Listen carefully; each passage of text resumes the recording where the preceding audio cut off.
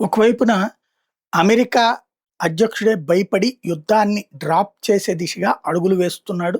ఇకపైన మేము దాడులు చేయమంటున్నాడు. ఆ ముక్క కాదు మాకు కావాల్సింది, భవిష్యత్తులో కూడా చేయమని చెప్పాలి అంటోంది ఇరాను. అదే సందర్భంలో యుద్ధం దాదాపుగా ముగిసినట్టే, మేము కొట్టాల్సింది కొట్టేసామని అమెరికా అధ్యక్షుడు చెప్తే, మీరు వెనక్కి పోతున్నారు తప్పించి మేమైతే సిద్ధంగానే ఉన్నామని ఇరాన్ చెప్తోంది.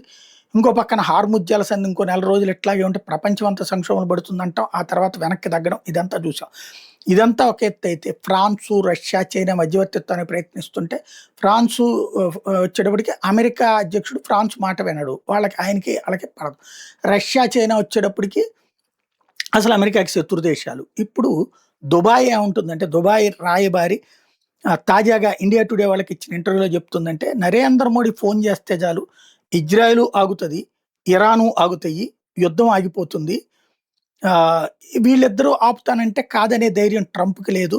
ట్రంప్ బలవంతంగా అక్కడ లాగబడ్డాడని చెప్పేసి దుబాయ్‌కి సంబంధించిన రాయబారి హుస్సేన్ హసన్ మిజ్రా అల్ సయ్యద్ చెప్తున్నాడు. అంటే వాళ్ళకి అంత నమ్మకం ఉంది దుబాయ్ వాళ్ళకి.